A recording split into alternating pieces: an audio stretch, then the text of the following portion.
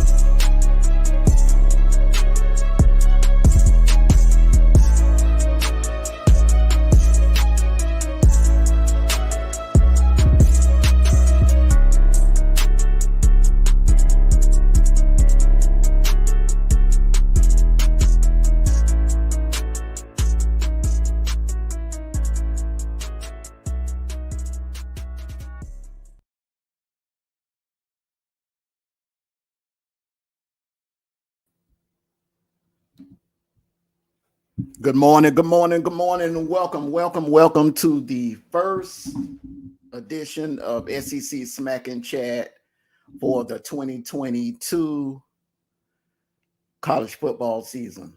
Welcome. D Truth, what's going on, brother?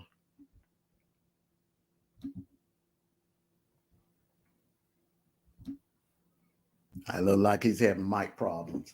Let me go ahead and do a salute here. Welcome, BK Gun, salute to you. JJ Love, salute to you. K9ATL, salute to you, brother. Rider Day Prophet, B1, salute to you. D Troop, salute. Get your mic set, get your mic ready. Respect. Go ahead. What's going on, brother?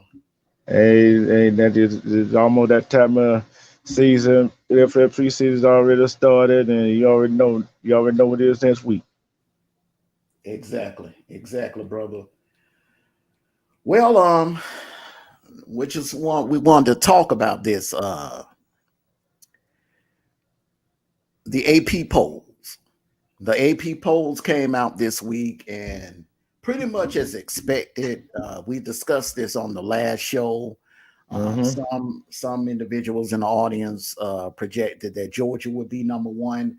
I didn't think it would go down like that because of how young the UGA team is this year.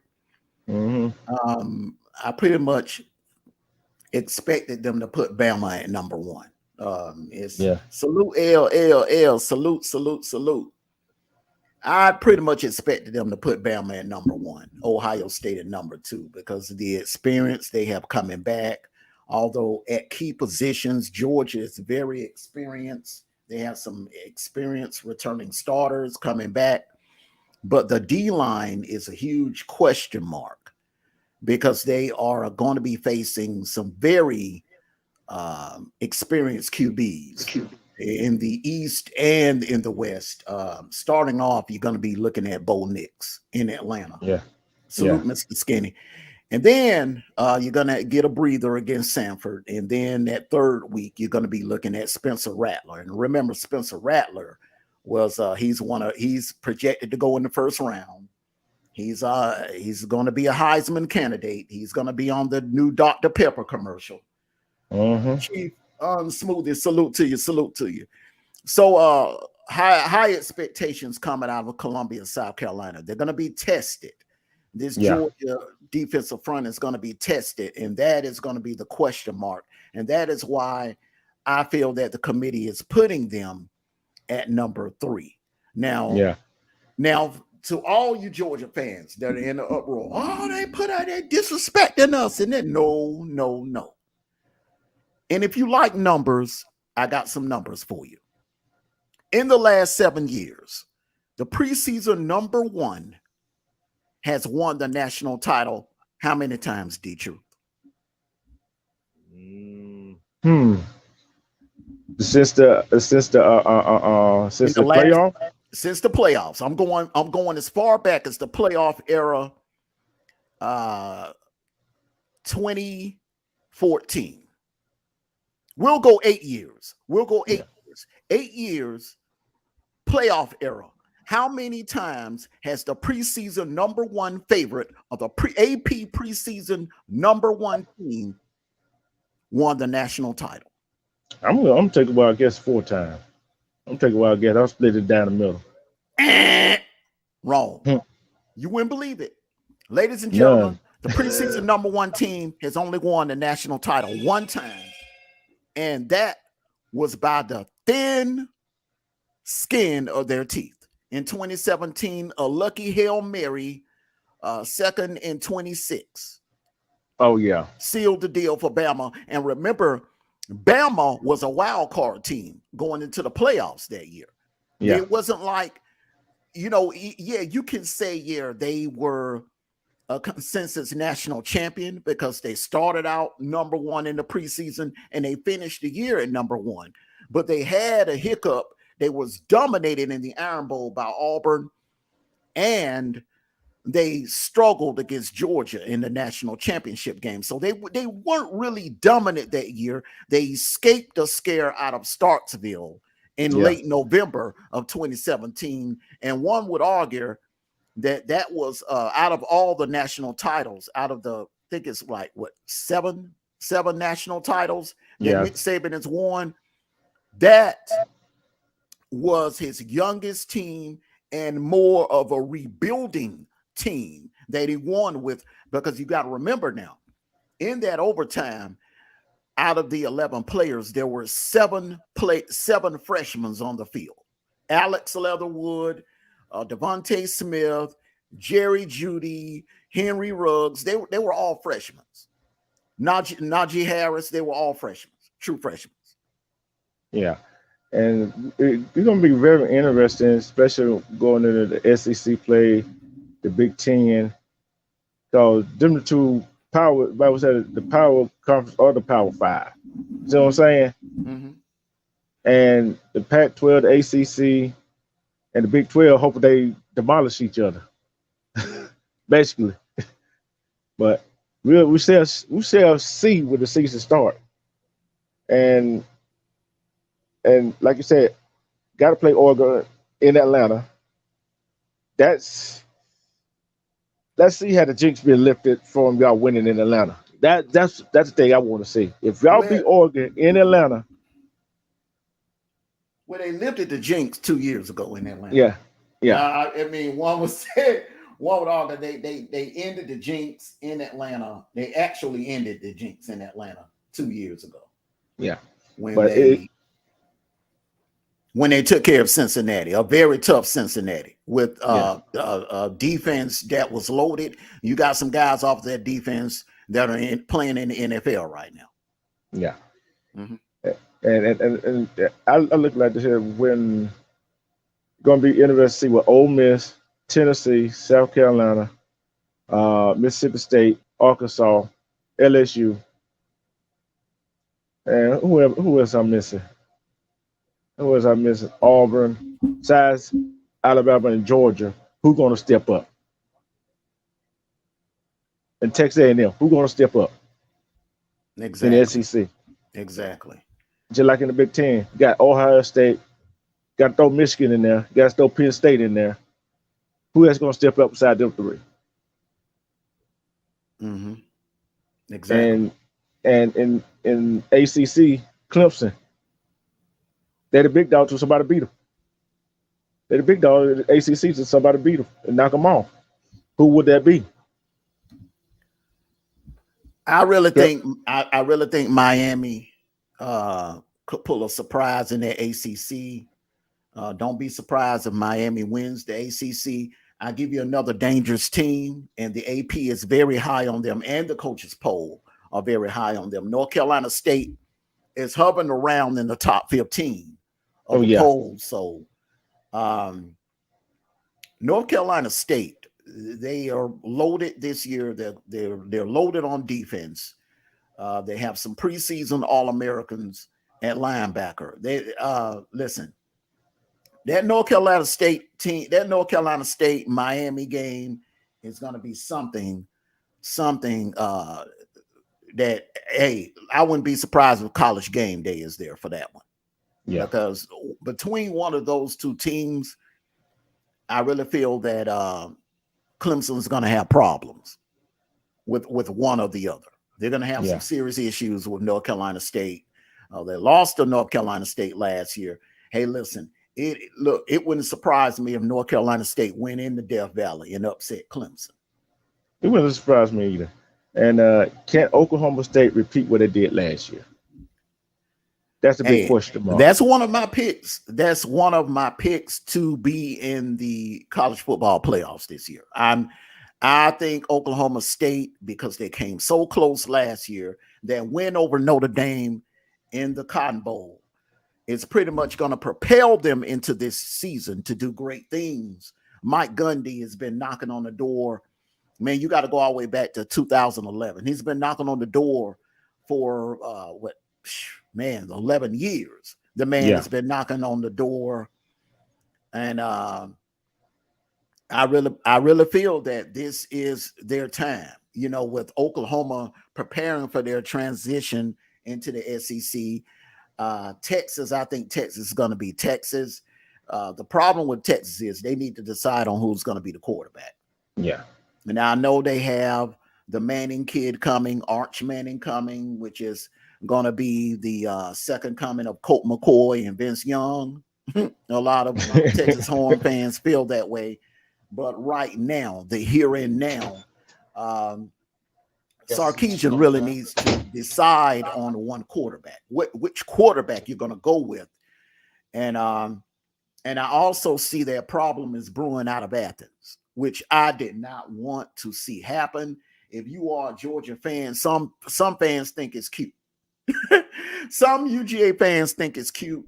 I think it's going to be a problem because now you have when you have a sophomore or a freshman making noise and he's taking it to your sixth or seventh year senior that was projected to be the man, and some conversations they have him as a Heisman candidate.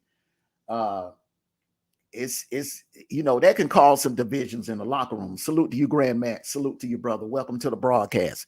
That can pose some divisions in the locker room, and I'm telling you from experience, and I'm quite sure you remember your senior year with uh with Harper. I think it was Harper and Tucker. Your senior Yeah. year in high school. Listen, half of the fan base wanted Tucker, half of the fan base wanted Harper, and it was a division. Same with my junior year. My senior year was pretty much locked up with Tremaine, but my junior year, it was half the fan base wanted Duck, the other half of the fan base wanted Bridges. Yeah. So just think about it now. With Stetson just coming off a national championship run, taking Georgia to a national championship, playing lights out in the playoffs. I mean, walking away with both MVP trophies. That's something that I think Joe Burrows is the only QB that has done that in the playoff era. And then you come into the season where you're defending your crown, and you have a freshman, a guy that was redshirted last year, and now he's coming out of nowhere and he's killing it in fall practice. He's killing it in the scrimmages. Listen, that's going to get the fan base to talking. Yeah. And another thing is, that's a good thing to have too. And just like down in Auburn, you got TJ, got what's the name for Texas A&M, got that freshman coming in, then got another freshman coming in. It's a competitive quarterback competition. Just like that's a bit is his starting job for him to lose. Just like at Auburn, it's TJ Finley's starting job to lose. If they lose it, it's on them. But that's a good position to be in. You see what I'm saying? Especially if you got running back like Tank, and I forgot the other guy's name, and two other running back, just like at Georgia. If you got them running backs, you basically want the quarterback just to pass the ball, make good decisions, and don't turn the ball over. Mm-hmm. And everybody look at the quarterback, everybody look at the running back and the receiver. I'm looking at that offensive line. That's where it all starts at, in the trenches. Mm-hmm. How is the offensive line going to jail? Mm-hmm. See, that's what people fail to realize. So I hop on that every year, don't I? About the line. Mm-hmm. The quarterback and running back can't do nothing without if the offensive line ain't blocking. So that's just my take on it. Which offensive line, which defensive line gonna get at it? And just pray that first game, the second game, or the third game, you don't have no injuries. Especially if you're playing somebody you're supposed to beat down. Feel what I'm saying? So, go ahead. Well, there's a lot of parity in the league this year, so I think this is one year that you're going to see some upsets. You're going to see some unusual upsets that you never thought that you would see. There are some games. If you look on the schedules, there's some games that a lot of people are penciling in as a for sure win, and those games could go either way. Oh yeah, and some of these schools that like not in the Power 5 that these teams should beat, that's not a given no more. They ain't no given no more. You know what I'm saying? And we don't see. We thought Georgia State and Athletic State did a big thing when they beat big schools. No, now it seems like when teams going out in them games, they're like, oh, we got this game. Ain't no way. Them teams coming them games, they ain't got what them teams has to lose going to them games? Nothing. Absolutely nothing. That's a trap game. And it's happening more often now. Mm-hmm. It's happening, and it's going to happen more often, especially now with the NIL coming into play. You're going to see it happening a lot more often. Now back to Auburn. Okay, what's going on down there in Auburn? There's a heated quarterback battle right now between TJ Finley and Gallozato. Okay. Now, we spoke earlier, and I gave my opinion on it, and I'm on the outside looking on the end. I don't have a dog in the fight because I'm a UGA fan. All right. Yeah. But I respect the Auburn fan base. I respect Auburn fans because one thing about you guys, y'all ride or die with the team regardless. Win or lose, you're packing the house at Jordan-Hare. You guys, I remember the year y'all went 0-8 in the SEC. And in the Iron Bowl, in the season finale in the Iron Bowl, you guys packed the house down at Jordan-Hare. Ever since then, I've had the utmost respect for Auburn University fan base. Now, with that being said, I think, and this is the way I'm going to look at it right here. All right. Both players faced SEC West opponents. All right. Last year. All right. Now, TJ Finley, he didn't get as much experience as Gallozato, but both were backups. Both came in and they played in huge games. Both played against Bama. All right. Both played against Bama pretty much when Bama was hot. All right. Bama was undefeated going into College Station that night. They were ranked number 1. Bama was hot coming into Jordan-Hare for the Iron Bowl. One quarterback got the job done and the other one couldn't. You know, and one quarterback, I'm looking at it like this, Auburn fans. So you get upset with me if you want to. Hey, it doesn't matter. Facts are facts. Gallozato did not have a Tank Bigsby in the backfield. Okay. Gallozato did not have an elite defense that TJ Finley had. All right. That, listen, I'm a Georgia fan, and I will admit that Auburn defense did more damage to Bama in that night and for the rest of the duration of the playoffs. Okay. Auburn pretty much softened Bama up for Cincinnati and Georgia. I'm just being honest with you. The hits that they were putting on Bryce Young, I mean, I never seen that kid get hit. I mean, they were just, he was eating the Jordan-Hare turf that night. And all TJ Finley had to do was get one more field goal and put that game away when it was 10-0. And the Auburn defense had recovered a fumble on the Bama 39-yard line. You guys were in scoring position. TJ Finley dropped the ball. The kid dropped the ball. Gallozato was in that same position, and he led the Aggies to a scoring drive or to a field goal. Yeah. So I'm going to let you take the floor, brother. You're an Auburn fan. So you tell us how you feel now. One, I don't take your stock. Okay, he did that. He did this right here. Okay. It's the here and now. You know what I'm saying? They did what they did. But Cook Gonzalez did that on a bum ankle. We don't know that. You see what I'm saying? That's a different story. You see what I'm saying? He did. But remember, he had a bum leg. He had a bum leg in the Bama game. He hurt his leg in the early part of the second quarter. Yeah.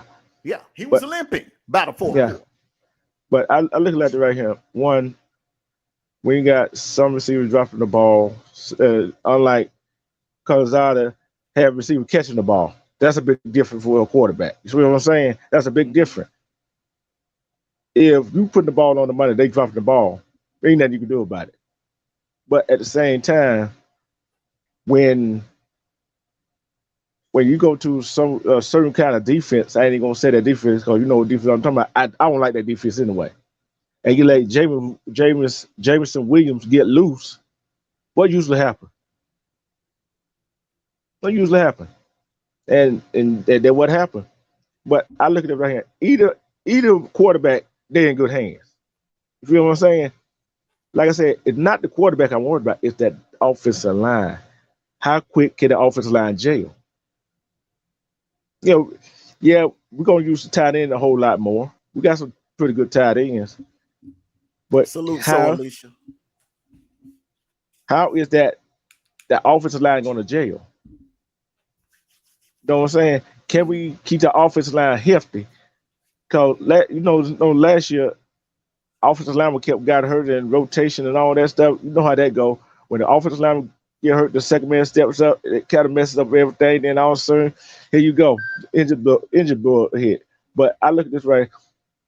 If Auburn can stay in some ball games, I got confidence in the kicker to win it. But we got to have the right play called and the right defense called. If we got to have a defensive stop. The bottom line. We can put it all on the quarterback if we want to, but I'm not gonna put it all on the quarterback. The running back got to do their job. Offensive line got to do their job, and the defense got to do their job. Both, like I said, Auburn is in a good position with two capable quarterbacks and two capable freshmen that is bound for the starting position.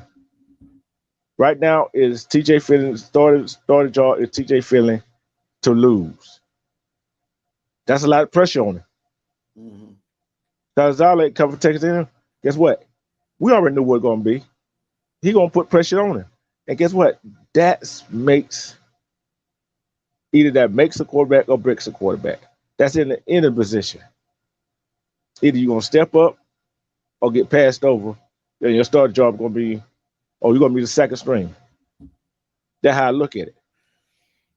And it don't matter to me which one gonna be quarterback. Hey, long we win some ball game. And I think Georgia and all play the fourth or fifth game of the year. Who gonna come into that game healthy? Who gonna go through the season without no major injuries? That's for every college football team across the board. I mean, I hear what you're saying, but I'm just looking at both quarterbacks were in the similar positions. Okay, Galazado, he had one drive he had to complete, and he took care of business down in Kyle Field. Okay, TJ Finley, big stage, Iron Bowl. You got the number 2 team in the nation, on the ropes. You're up 10-3. All right, and you got I think it was at that time 4 minutes left in the game, and all you needed was one more first down.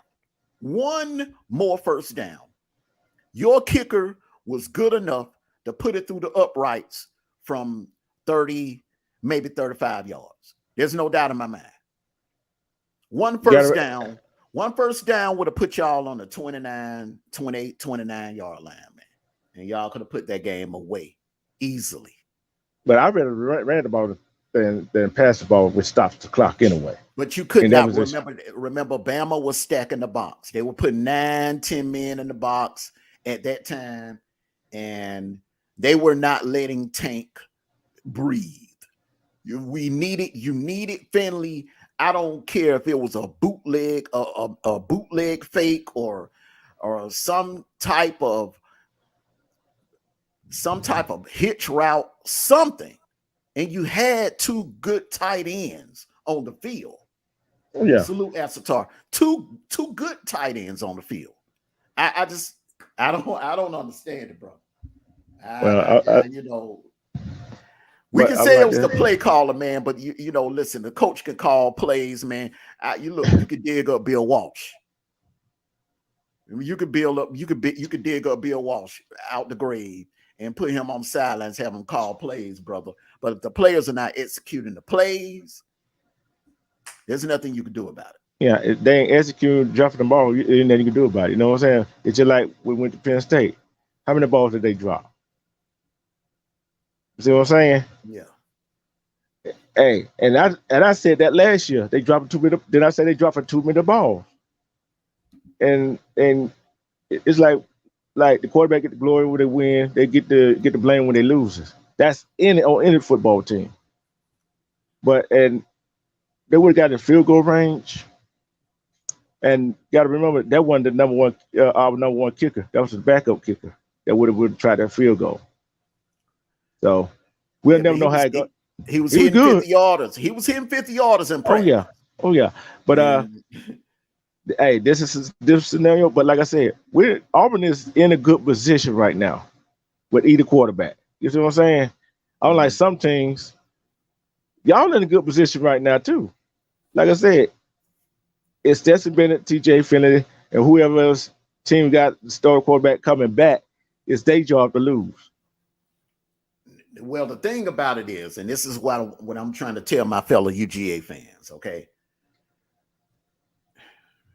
You see, okay, it's a good thing if we were Auburn or Bama or Ohio State, okay? But when you are coming off a national championship season, okay, and you have that incumbent quarterback returning, all right, you want the keys handed to that incumbent quarterback. You don't want to go into a season where you're defending your crown and you're talking about a quarterback battle. This late in summer camp, you do not want to have this kind of conversation if you are a UGA fan.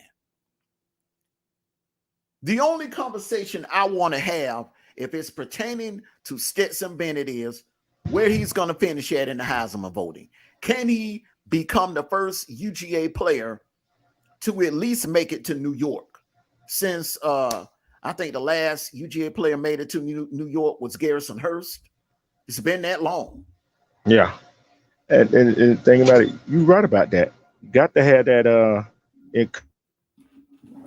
you got to have give him the chance to win the ball game.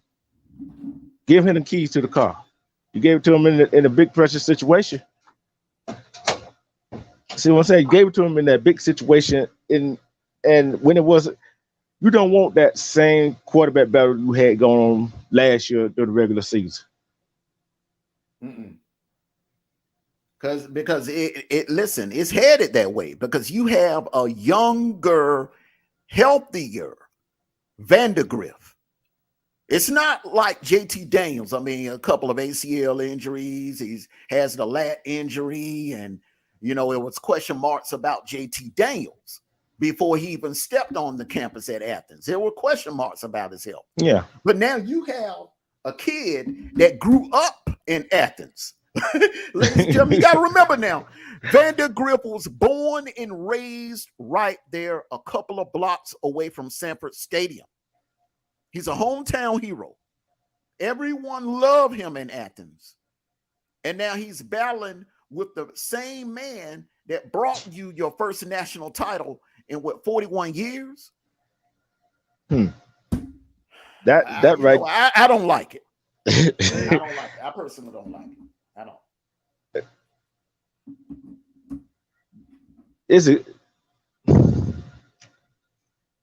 I don't know how to put this. Yeah, I understand what you're saying. Let him quarterback the team, lead the team, see how far he gets him. If he get injured and the backup comes in and he do good, let him stay in there too. You know what I'm saying? Mm-hmm. But you know how I feel about if a quarterback or any other player get hurt, he shouldn't lose his starting job. You feel what I'm saying? Mm-hmm. Cause of that. But if he playing bad, okay, take him out and sit and talk to him. And guess what? Hey, he shouldn't lose his starting job because of one bad game either. We've seen that happen too. We've seen that happen plenty of time. Well, I don't think. Well, Kirby has shown in the past you could have a bad game. He'll sit you for 1 or 2 plays, but he's not going to bench you. Saban will do that. Jimbo will do that. Uh, I think Napier would, and definitely Hyper would do that. He's done it. He went back and forth with Hooker and the other kid, but Kirby, if you're having a bad game, he's going to ride with you. He proved that in the LSU game 4 years ago when Georgia was struggling against LSU in Baton Rouge. He stayed with Jake Fromm. Now, you got a kid that don't won your national title, just won your national title. He was the MVP of the Orange Bowl. He was the MVP in Lucas Oil Stadium that night. You hoisted the trophy. Okay.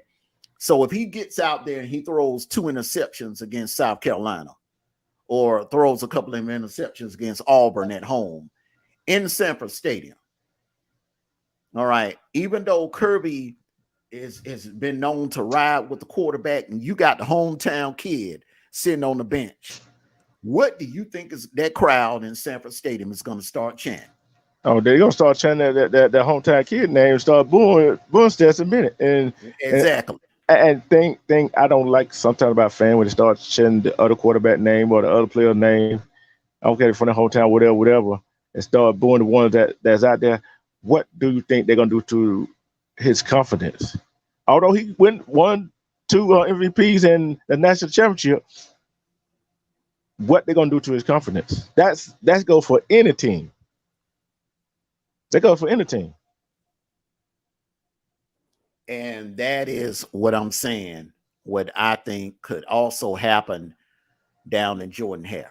Okay, let's just picture it now. You got Penn State in town in Jordan Hare. Listen, it is a possibility you guys could be undefeated going into that game. All right, what is that? Week 3? Yeah. Week 3, which you could very well be undefeated going into that game. Okay, so Finley is struggling in the first half.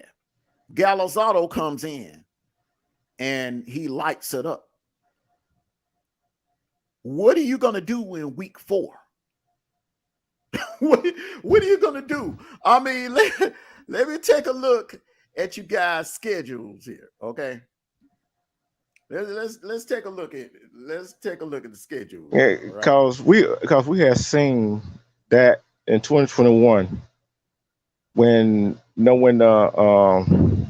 Harsin took out Bo Dinks, right? Mm-hmm.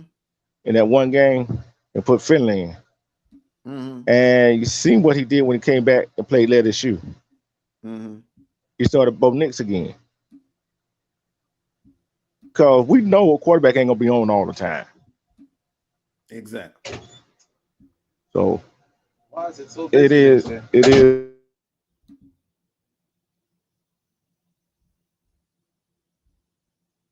And I actually think that could happen because you have Missouri the following week.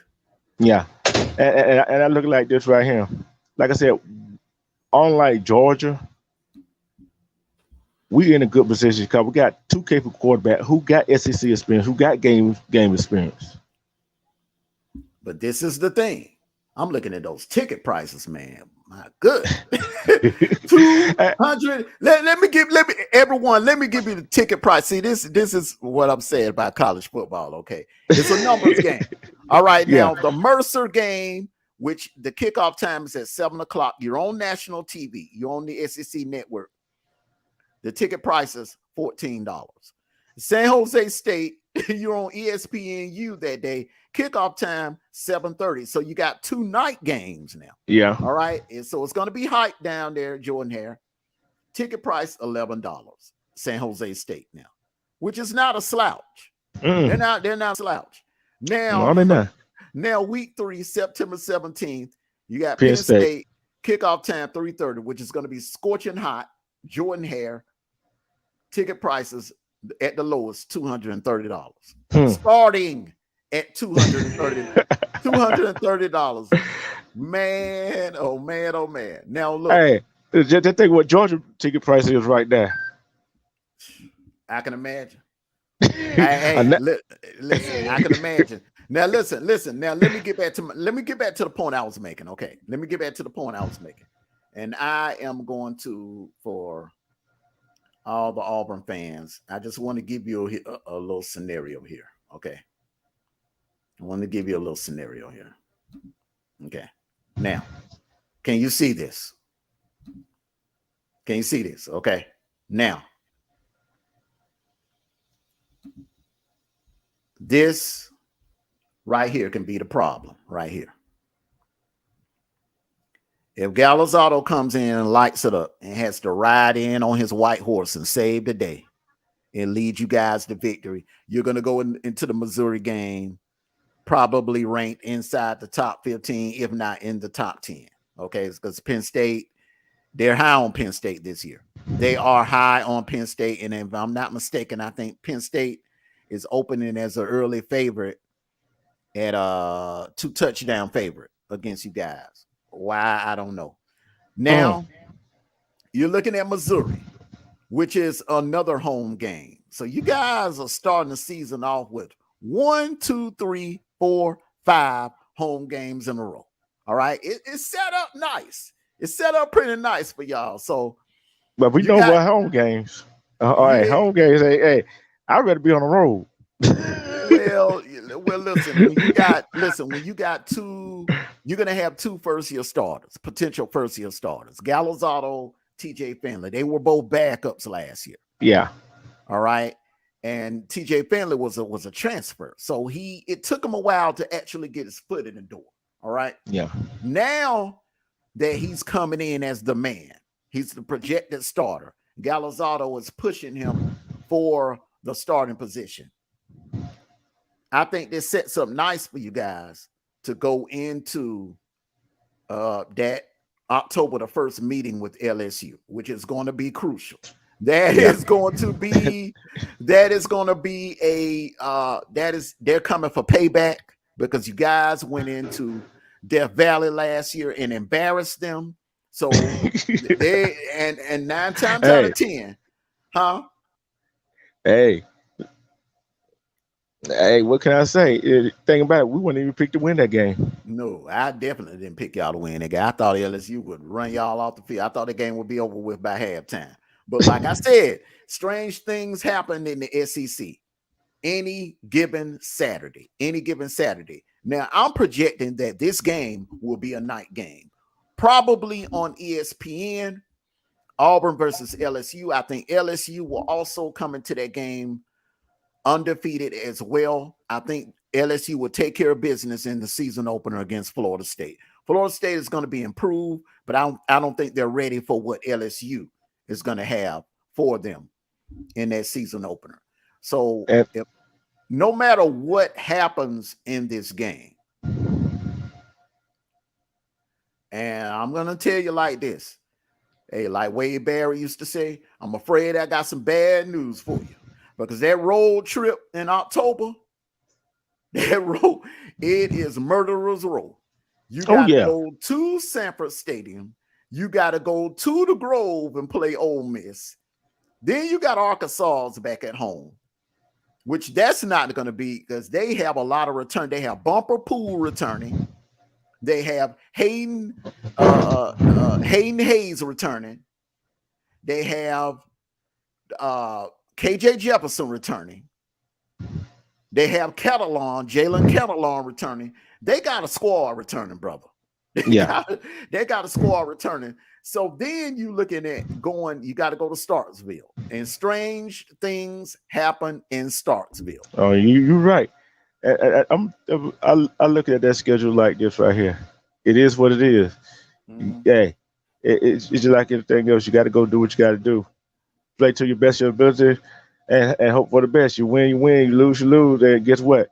Suck it up and go to the next game. Because every game in the SEC is a must win, no matter who you play. Well, I really think that LSU game is going to be a must win because that road trip, that you got, because you got to go to Athens, then you got to go to the Grove. You got a little breather with Arkansas, but Arkansas is ranked 19th, and they're probably going to be ranked higher than that on the 29th. Okay. Then you got to go to Starksville on November 5th. I think that's going to be another must win because then you got the Aggies coming to town on November the 12th.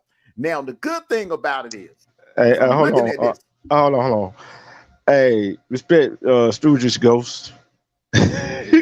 He just came in to put Salute, Scrooge's go. Salute. You're new in here. Salute to you, brother. Salute. When we get to talking sports, brother, it's like we get into it, brother. Salute to you. Salute. Welcome to the broadcast.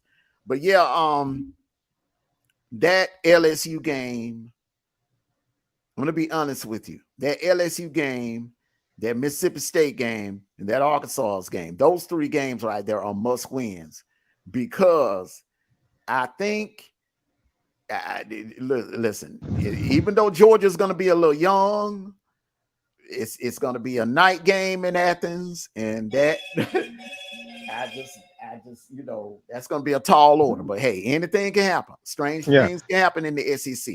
Then you got to go to the Grove in Ole Miss, which that is going to be a battle right there. That's going to be a battle. Now, in the past, Auburn has done well in the Grove. Auburn has went to the Grove and taken care of business in the Grove. But listen, this is Lane Kiffin. This is Lane Kiffin. This is not Hugh Freeze. All right. And listen, Ole Miss has a squad coming back. They have a pretty good defense returning.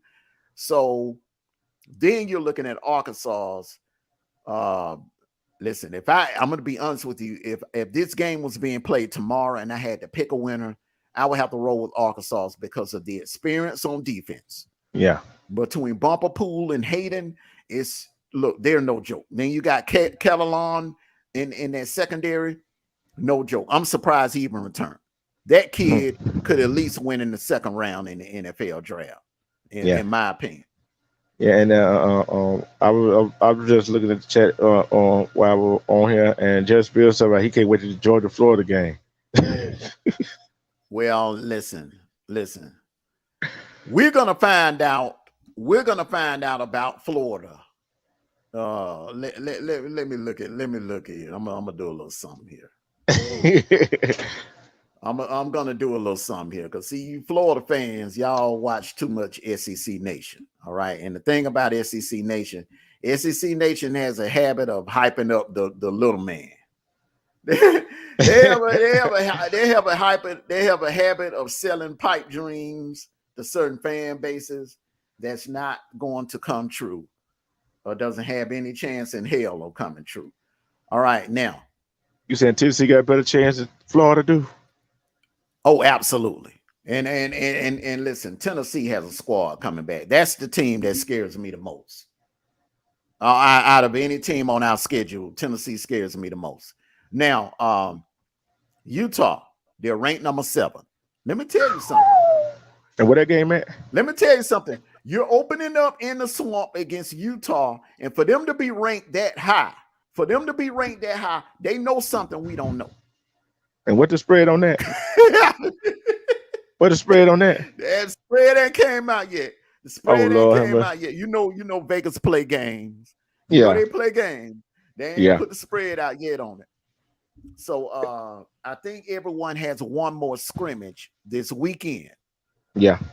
I think everyone has their last scrimmage this weekend. So I will tell you this, Utah, the performance they put on in their Rose Bowl, I think it will carry over into this year. If they go down to Gainesville and pull this off and beat Florida, which is a blue blood perennial powerhouse in the SEC, if they go to Gainesville and beat Florida, and then they go and run the table in the Pac-12, they will walk into the playoffs. Not only will they walk in the play, they'll walk in as a high seed in the playoffs. So they have a chance to do something that a lot of people don't really think they can do. Some of the analysts are picking Florida to win this game only because it is in the swamp. It's the season opener. It's hard to beat a team at home in the season opener. But Go ahead. But the thing is, yeah, it's hard to be a team at home. But what Utah got to lose coming in that ball game? They cut off a good season, and they have it up. If they beat them, good God Almighty! Oh, look. Utah is thought of all day, although they are in the Pac-12. They ain't thought of as a. Well, they get a. Just say Georgia beat Oregon, Mm-hmm. and Utah beat Florida. Mm-hmm. Utah would be looked at differently of winning the Pac-12. What you Salute, think?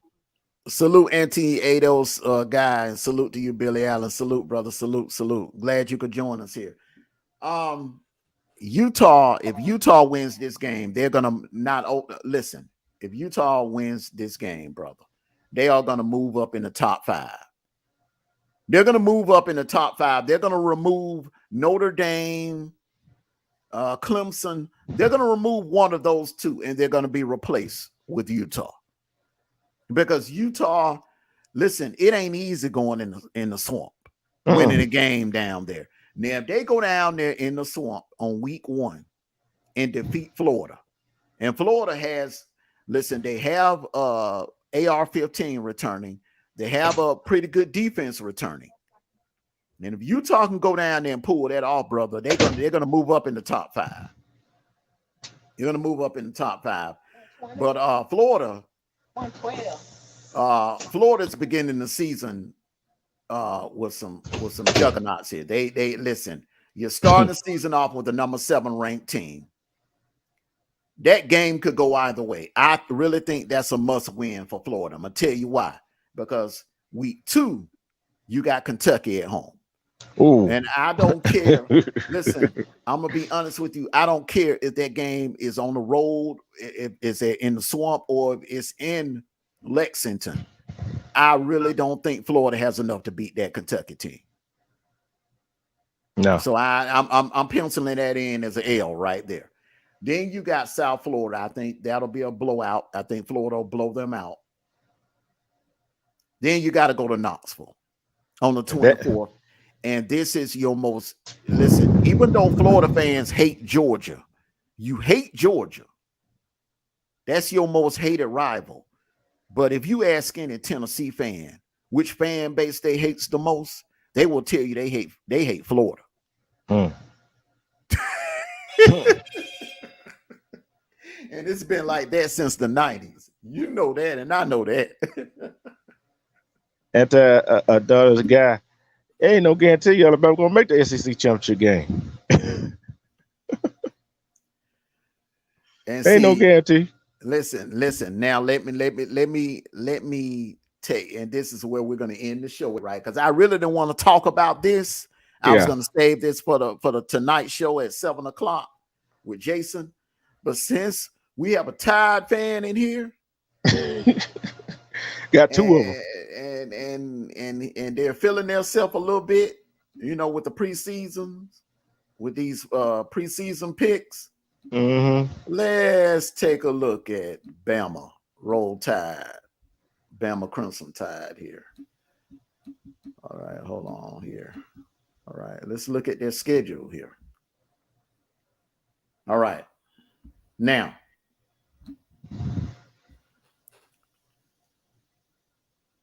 you're playing at Texas. Week 1, you got Utah State. All right, which I think you should handle them. Now you're at Texas. We're going to find out a lot about Alabama that night, or that day, 12:00. It's a 12 noon kickoff on Fox. We're going to find out a lot about Bama that day. We're going to find out a lot about that defense.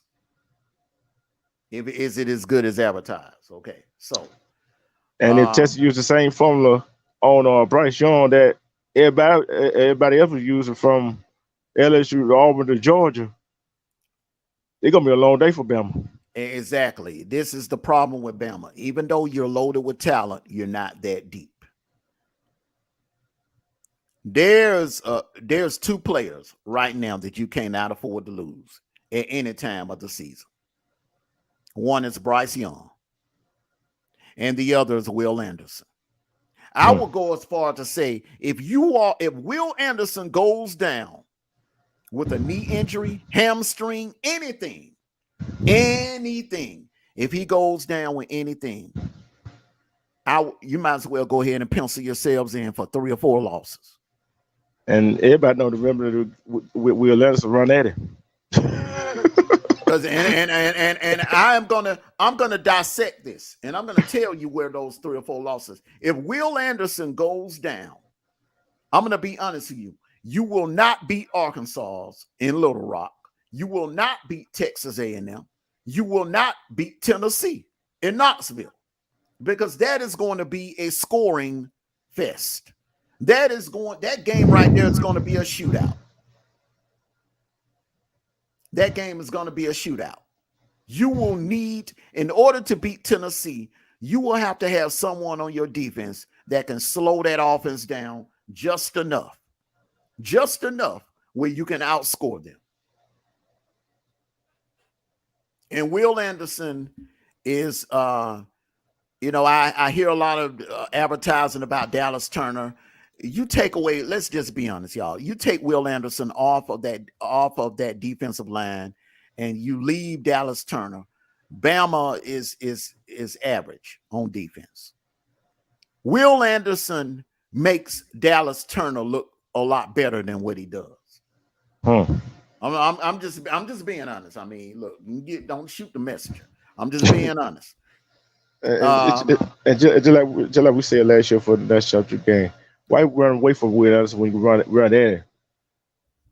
Exactly. You see what I'm saying? Exactly. That's their weakness on defense. Is somebody run at Will Anderson? You run at a defense man, you think going to be a threat to you. Run at him. Make him have to move in tight spaces. Exactly. So all of you Bama fans that are trying to make your reservations for the downtown Atlanta Marriott and the downtown Hilton on Peachtree, assuming you're going to be in Atlanta that first Saturday in December. Hey, listen, you might want to slow it down because you got some very dangerous road games this year. One, Texas, all right, which is not an SEC game, but that's a dangerous game, and they can soften you up. They can beat you up enough, soften you up, so when you go to Little Rock, all right, and you have to see those hogs, that could be a problem. Then you got to turn around the following week, and you got a dog fight with Texas A&M. All right, you've insulted them. You said, your head coach has insulted the entire school, said that they cheat, said that they buy players. Do you think those players are going to come in with a chip on their shoulder and they're ranked number 6 for a reason? Maybe there's something that the coaches poll and the AP poll, maybe it's something they know we don't know, but they're ranked number 6 for a reason. Then you got to go to Knoxville, which this Tennessee team, they're going to be feeling good about that game because they almost beat you in Bryant-Denny last year. Yep, they sure did. And I think some of them games last year, Bama got lucky in some of them. Well, sometimes you got to be lucky than good. You know what I'm saying? But at the same time, think about Tennessee game, Auburn game. Lucky. LSU. They got lucky. Arkansas, they got lucky. And Florida, Dan Mullen just handed that game away on a silver platter, calling that dumb play on that 2-point conversion, which is the dumbest play call I've seen. Should have kicked the field goal. Yeah, he could have kicked the field goal. He should have kicked the field goal. That 5 losses they could have had last year, and what Bama would have been sitting at the house, at home. So I don't think Bama gonna be. I don't think Bama gonna get that lucky this year. I think their luck kind of ran out a little bit. I'm gonna be honest with you. I just don't see them getting out the West because they had their toughest games. Their toughest games are on the road at Texas in Austin, at Little Rock in Arkansas, at Knoxville in Tennessee, at Baton Rouge against LSU. at Ole Miss in the Grove, and those are back to back. I mean, I'm looking at this They on the schedule. I'm road with like, them game. Yeah. listen, I'm looking at this schedule, man. The way Sankey has them playing Arkansas and Texas A&M back to back, and Tennessee, and then they have them. Then they have them playing LSU and Ole Miss back to back. I'm saying to myself now, uh, oh, Sankey must be mad at Bama or something. I've never seen their schedule, because usually they will put a cushion in between LSU, Ole Miss. They will usually put a cushion in between Arkansas and Texas A&M, but Yeah. you got them back to back. Oh, And that ain't gonna then be. and then the last game of the regular season, although it's at Brian Denny, it's always been a tough game. So, hey, we're gonna find out what they're working with. Ronald Jones, salute, brother. Salute, brother. I see you over there making some noise over there with your new channel, brother. That brother averaging 70, 80, sometimes 90 in the chat, brother. Salute to you, brother. You doing your thing over there. Salute. And go dogs to you too, brother. Yeah. And then another thing, Bama is getting even more thinner at receiver. Oh yeah. Listen, any Bama fan that think you can just lose a JoJo Earl and think that things are going to go back to normal, you're sadly mistaken. I really listen. That's a huge loss. Yeah, they lost a That's a lot. huge loss right there. Yeah, They lost a lot of players to the transfer portal this year. Is it true that A&M's payroll is higher than the Cowboys? Come on, brother. Come on, brother. Listen, man, ain't nobody in Texas got more money than Jerry Jones. Come on now. You can put together 500 alumni and 500 boosters. Won't come close to Jerry Jones's network. Mm-mm. But yeah, this season gonna be, like I said, who gonna get that sad walking and slow walking, sad singing? So hey, they're gonna be. I hate to be bad news to some of y'all. Some of y'all team might get it every week. I might have 2 picks every week. I don't know, but you know why I do it too. I do it for my own team. I do it with my own team. So this gonna be. I think this is the most anticipated season. We intrigued matchup that we gonna see. Unlike 2021 when the season started, when fans were back in the stadium. You feel what I'm saying? Mm-hmm. So it's gonna be. I can't wait. I can't wait until some of the SEC teams start play on September 1st. Yeah, it's gonna be something. It's gonna be something to see. Let me read here. Let me look, Daryl. Listen, I'm telling you now.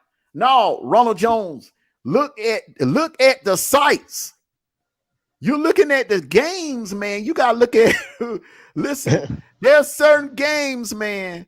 There's certain teams. Listen, Ronald Jones.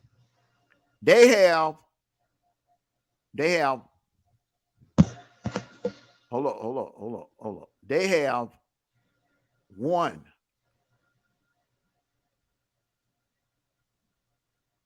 2, 3, 4, 5. They have 5 very dangerous road opponents. Anything can happen in Baton Rouge. Anything can happen in Baton Rouge, man, especially at night. You know they're gonna schedule that game at night. Anything can happen. Listen, Ole Miss has had Bama's number for the last 10 years. We've saw how Ole Miss they've had Bama's number. I don't know what it is about Ole Miss, but Bama is, especially when they go to the Grove, it's the house of horror. Tennessee, you know that old saying, If you play a team enough times, there's going to be that one time where you're going to eventually beat them. Mm-hmm. And the Aggies, that is turning into a nasty rivalry. Mm. That is turning into a nasty rivalry. Texas A&M has had Bama's number. Bama has had A&M's number. That little back and forth thing they got going on with Jimbo and Nick Saban, that is turning nasty. It's turning into a nasty rivalry. And Arkansas still has a bad taste in their mouth about last year. And listen, that Arkansas team is loaded. They are loaded. They have some returning. They have their best players. Some of the players that I'm shocked that even came back. I just knew Bumper Poole. I just knew he would go into the NFL. I just knew he would go into the draft. But you got KJ Jefferson returning. Yep. You have Jalen Callaway returning. You have Hayden Hearns returning. You have Bumper Poole returning. Man, they got a squad, bro. And that offensive line is going to be stacked, bro. That's going to be a game right there. It ain't going to be easy. Yeah, so like we always say, any given Saturday, in the SEC, the Big Ten, ACC, any conference, and we just got to wait around to see what's going to happen. Because, but what I'm saying, Ronald, is you're playing some. I'm looking at the history, and the history says that when Bama, I'm looking at this schedule, Bama has never been set up like this. It's like they're setting them up to fail. Because, all right, after Vanderbilt, you got Louisiana Monroe, Vanderbilt. Those are going to be cakewalks, those cupcakes, in my opinion. Then you're going into October. And you have a murderer's row between October the 1st all the way to November the 12th. You don't have any room to breathe. You are going to be in a gauntlet for an entire month. From October the 1st to November the 12th, you're going to have to deal with, you're going to go to Little Rock and deal with Arkansas, a damn good Arkansas team, which is ranked number 19. You're going to have to deal with a Texas A&M team, which is ranked in the top 10. You're going to have to deal with a Tennessee team that a lot of people are picking to win the East. Then you're going to have to deal with Mississippi State. That's Mike Leach. It's going to be a war of attritions in that game because it's going to be a scoring battle. It's going to be a track meet. Up and down the field, up and down the field, up and down the field. Because both teams' secondary is shaky. Mississippi State secondary is shaky. Bama's secondary is shaky. They have a great defensive front, but Bama's secondary is shaky. We have to admit that. At LSU played Bama tough and Bryant-Denny. Bama, with the luck play by Bryce Young, when he scrambled and got away from that defensive end, man, we having a totally different conversation today. Yeah. If it wasn't for that play. And then you got to go to the Grove and play Ole Miss. And remember now, Ole Miss was what? Well, then Ole Miss just played in the Sugar Bowl this past year. I think they did. They were in the New Year's Six Bowl, man. So these are no slouches. And then anything can happen in that Iron Bowl on November 26th. And we've seen anything happen. Yeah. I'll never forget in one year, I think it was 84, man. Auburn was ranked number 3 in the nation. I think they were like 10-1 going into that Iron Bowl. And Bama was like 4-7. 4-7, something like that, man. And Bama upset them. Anything can happen in that Iron Bowl. Anything can happen. And just like 2010, hey, everybody thought we're going to go in there and mollywop Bama. What was it, 24-3, 24-0 at halftime? Mm-hmm. That's at Bryant-Denny. So, yeah. Strangest thing don't happen in that game. And to Adios, I don't understand why Tennessee is unranked. Listen, I don't understand what's going on with the AP, But listen, I'm watching a lot of sports analysts and a lot of beat writers. They are picking Tennessee to either finish number 2 behind us in the East or to beat us. They are actually predicting that Tennessee may win 9 or 10 games this year. So we'll see. I mean, listen, they had the number 1 offense. They had the number 1 offense in the SEC last year. And Bama, even as good as their defensive front is, that secondary man is nowhere near what it was 2 years ago. They're projecting. We know Ronald Jones. We know that ain't gonna happen. You ain't coming to listen. You ain't coming to Sanford Stadium at night under those retro lights, those red retro lights, and beat the Dogs. That ain't happening. That ain't happening. But it's like this, right? I don't care how good your defensive front is, who you are. If you ain't got no secondary, your defensive front can't get to the quarterback. It could be lights out. Yeah, listen, y'all. You got to remember, this is the same Bama set. You got the same guys coming back. Kool-Aid McKinstry and the other dude that was getting toasted. He was getting toasted all night by Adonai Mitchell, okay? These same 2 dudes are coming back, all right? Then you got that transfer from LSU. He was shaky. He was shaky because he was getting toasted when he was with LSU. They don't have a shutdown guy like a Patrick Surtain or Landon Collins and D. Milner. Those dudes ain't walking through the door. Those days are gone. D. Milner, Patrick Surtain, Landon Collins, and what's the other dude, man? God darn, what's it? Mika Fitzpatrick. Brother, yeah. Those dudes are not Clint Dix. Those dudes are not walking through them doors anymore at Tuscaloosa. But I tell you this right here. They better put their seatbelt on because it's gonna be a long ride and it's gonna be bumpy. Yeah. Yeah, listen. That road, they got a gauntlet, brother. They got a gauntlet to deal with in their West. That West is nothing like it was 3 years ago. All you had to worry about was LSU. Getting past LSU and Auburn, not, taking care of business in the Iron Bowl, beating LSU, and then cakewalking through the rest of the West. Because so you got Bama, yeah. Now you got to deal with Lane Kiffin down there, Ole Miss. You got to deal with Mike Leach. You got to deal with damn Big Sam over there in Arkansas. And then now, Jimbo. The worst possible thing that could have happened. Jimbo, you got to deal with Jimbo. You got to look at the landscape of the SEC West has changed. There's a paradigm shift that has happened in the SEC West.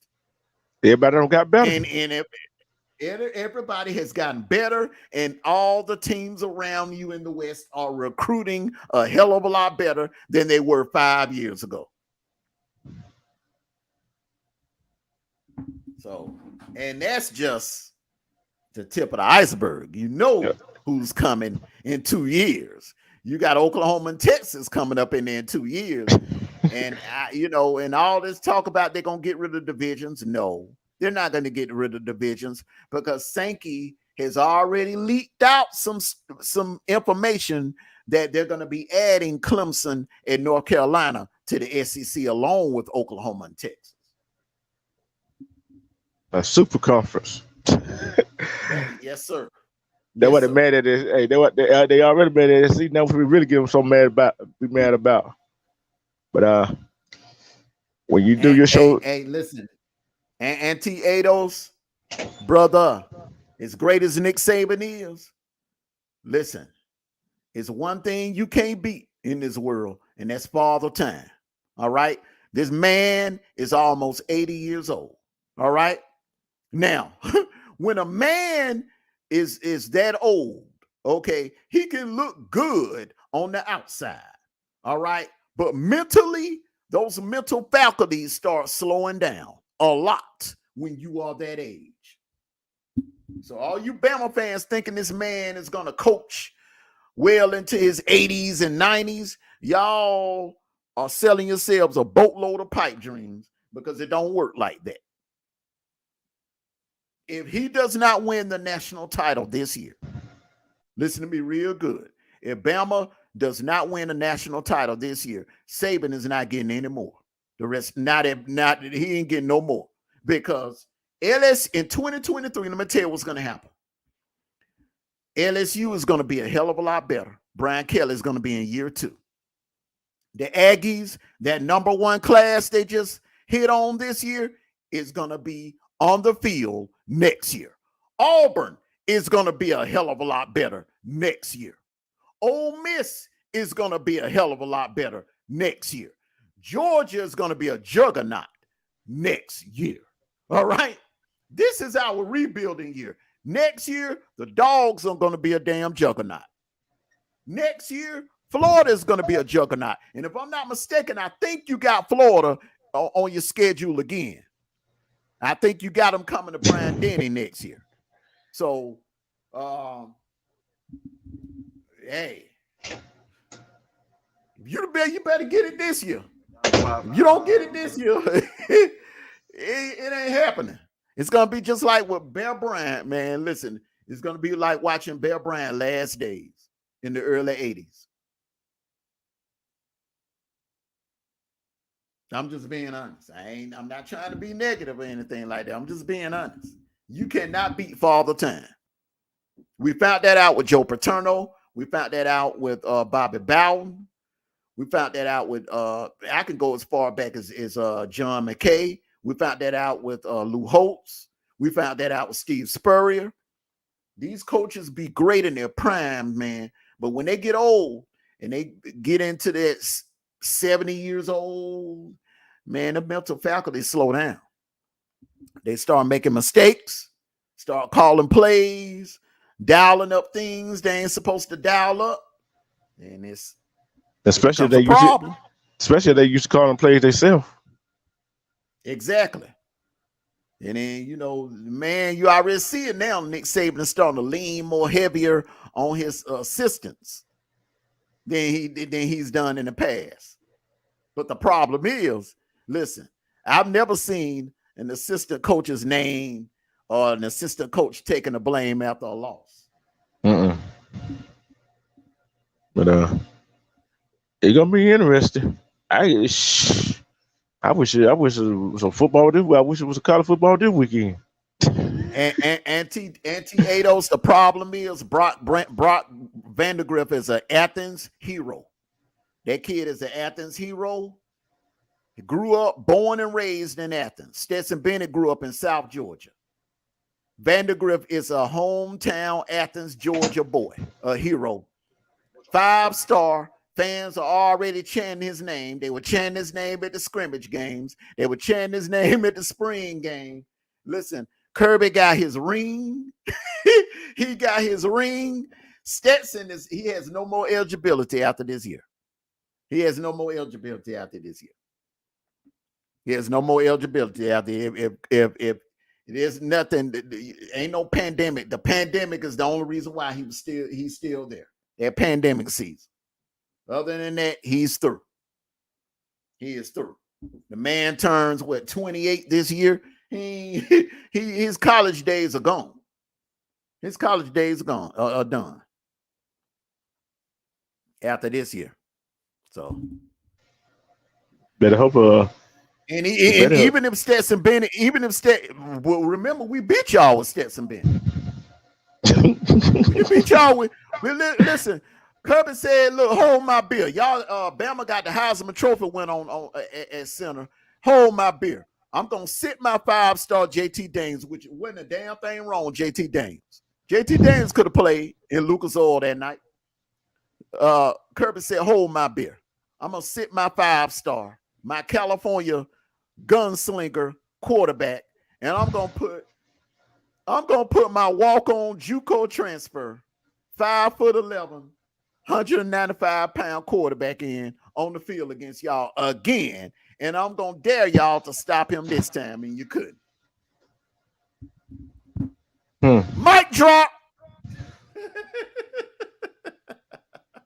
Well, I guess we. Hey. Well, hey, like I said, in the SEC, every game is a game. Every game is a must win. In the SEC, man, look, bro. Injuries. Look, we had injuries too, bro. We did not have our number. Let me go down the list. See, y'all like to whine and cry about injuries. Number one, everybody have injuries. It's all a part of the football. It's all a part of football. Number one, our best running back, Kendall Milton, was not on the field. Number two, our best O-line was not on the field. Tate Redledge, our best O-lineman, was not on the field. Our best safety guy, Tyke Smith, was not on the field. Okay, so all of that whining, I'm gonna put it like this: if one or two players cost the other 9 players to lose the damn game, then there's a problem already with your development. Damn. Because the guy that caught the winning touchdown for us, the two players that scored for us in the fourth quarter, you know what they were, They were true freshmen. True freshmen, bro. They were babies. True freshmen. Well, put it away. And we did exactly, Vincent. Our number one pass rusher was not on the damn field, and we still put Bryce Young's ass in the turf 7 times that night. If Adam Anderson would have been on the field that night, Bama wouldn't have scored. They would have been kicking field goals all night. You know, down in my mind, they would have been kicking field goals all night. So everybody had injuries, brother. We had injuries and suspensions we had to deal with. And speaking of injuries, and I'm going to close it out with this right here, with a big mic drop. Had TJ Finley would have had 2 healthy legs in that Iron Bowl, y'all wouldn't have got nowhere near. Y'all wouldn't have got nowhere near the playoffs, bro. Y'all would have been eliminated in the Iron Bowl. Mm-hmm. If TJ Finley, you got to remember, TJ Finley was playing on one leg in that Iron Bowl, and he still almost beat y'all. So I don't want to hear nothing about no injuries, bro. And that's sad. Exactly. That's very sad. But guess what? Bo Nix, if Bo Nix would have been playing, man, Auburn would have won that game by 2 touchdowns. Mm-hmm. They would have won that game by 2 touchdowns. Yep. So let's not talk about injuries, bro. Let's not talk everybody about injuries. Everybody gonna get injured during the season. Everybody goes through that. And how good is your backup? How good is your backup? Exactly. Hey, there's no way, if y'all were all of that, there's no way that y'all should have allowed a 3rd string walk-on JUCO to come in there. Stetson Bennett, listen, last time I checked, N'Kobe Dean and N'Kobe Dean and Jordan Davis, they don't score touchdowns. Okay? Do you know who scored touchdowns? Stetson Bennett, along with 2 other true freshmen, did y'all in, bro. And along with James Cook. You couldn't stop him on the ground. Your defense lost that game, bro. And last time I checked, James Williamson plays offense, not defense. Get it right. Well, guess what? Your backup, if they already ready, they don't have to. If they stay ready, they don't have to get ready. Well, somebody dropped the ball in development if he ain't ready. If those receivers were not ready and they couldn't catch the ball, they were getting separation. They just couldn't catch. That right there is a lack of development. Yep. So, guess what? Well, with this that being said, man, we're gonna go ahead. Hey, this just the beginning of the sports shows now. Because once the season gets started, it's gonna be ugly. We're gonna talk about how bad our team played. How bad our team played, how bad the other team playing. We ain't gonna hold no punches. We're gonna be going. Exactly. We're gonna be going in, man. So let me get ready to get on up out of here, man. And it's been fun. We'll never do an SEC smack and chat this early in the day. I just have 3 broadcasts scheduled for the day. So I wanted to go ahead and knock this one on out early. I got another one at 4 o'clock on the big channel that I'm gonna do. It's non-sports related. Then we got another one at 7 o'clock on back here on the sports channel, First and 10 show.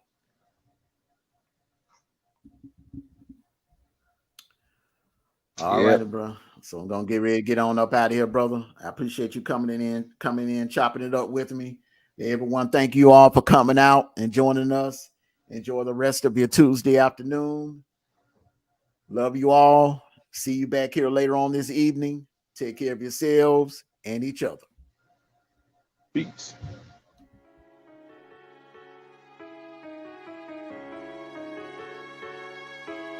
Buddha.